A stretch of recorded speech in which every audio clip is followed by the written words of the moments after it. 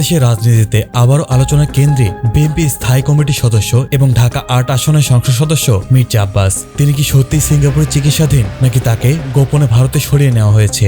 এই প্রশ্ন এখন সোশ্যাল মিডিয়া ও রাজনৈতিক মহলে আলোচনার ঝড় তুলেছে। সোশ্যাল মিডিয়ায় দাবি উঠেছে মির্জা আব্বাস আর সিঙ্গাপুরে নেই, তাকে নাকি চিকিৎসার অজুহাতে ভারতে সরিয়ে নেওয়া হয়েছে।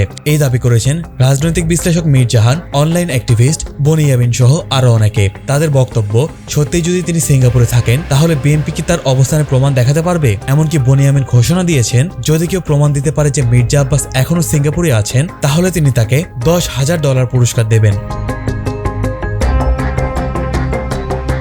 এদিকে কেউ কেউ এমনও দাবি করছেন যে ওসমান হাদি হত্যাকাণ্ডের সঙ্গে সরাসরি জড়িত মির্জা আব্বাস। এমনকি তিনি নাকি ফয়সালকে 50 লক্ষ টাকাও দিয়েছেন হাদিকে হত্যা করার জন্য।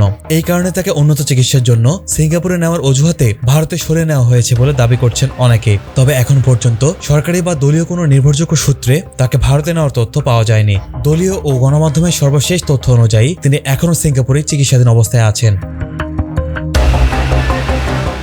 ঢাকা ৮ আসনটি নির্বাচনের শুরু থেকেই ছিল আলোচনার তুঙ্গে, বিশেষ করে ইনকিলাব মঞ্চের মুখপাত্র শহীদ শরীফ ও ওসমান হাদির জনপ্রিয় প্রচারণার কারণে। তবে গত 12ই ডিসেম্বর দুর্বৃত্তদের হামলায় তার মৃত্যুর পর নির্বাচনের লড়াইয়ে সামনে আসেন 11 দলীয় জোটের নাসির উদ্দিন পাটোয়ারি এবং বিএনপি প্রবীণ নেতা মির্জা আব্বাস।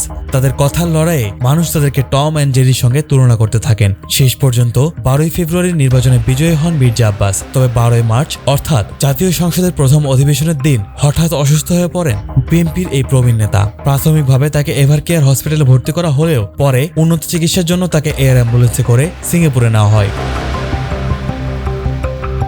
চিকিৎসার জন্য তাকে দেশের বাইরে নেওয়া হলেও এরপর থেকে দলীয়ভাবে তেমন কোনো আনুষ্ঠানিক আপডেট পাওয়া যায়নি। একই সঙ্গে মূলধারার গণমাধ্যমেও তার শারীরিক অবস্থা বা তার চিকিৎসার অগ্রগতি নিয়ে নতুন কোনো বিস্তারিত তথ্য দীর্ঘদিন প্রকাশিত হয়নি। তবে গত শুক্রবার অর্থাৎ 3 এপ্রিল বিএনপি স্বাস্থ্য বিষয়ক সম্পাদক ডাক্তার রফিকুল ইসলাম জানান, সিঙ্গাপুর জেনারেল হাসপাতালে দীর্ঘ 19 দিন চিকিৎসকদের নিবিড় পর্যবেক্ষণে থাকার পর কেবিনে স্থানান্তর করা হয় তাকে। চিকিৎসকরা বলছেন ধীরে ধীরে তার অবস্থার উন্নতি হচ্ছে। একদিকে গুজব, অন্যদিকে দলীয় ব্যাখ্যা, কিন্তু প্রশ্ন এখনো একই জায়গায় দাঁড়িয়ে। মির্জা আব্বাস কি সত্যিই সিঙ্গাপুরে চিকিৎসাধীন নাকি পর্দার আড়ালে ঘটছে অন্য কোনো ঘটনা? রহস্যের এই ধোঁয়াশা কবে কাটবে সেই উত্তর এখনো অজানা। আর এই মুহূর্তে সবার সামনে একটাই প্রশ্ন, মির্জা আব্বাস আসলে কোথায়? নাইমান লাফি, নিউজ ডেস্ক, নিউজ 24 ঘন্টা।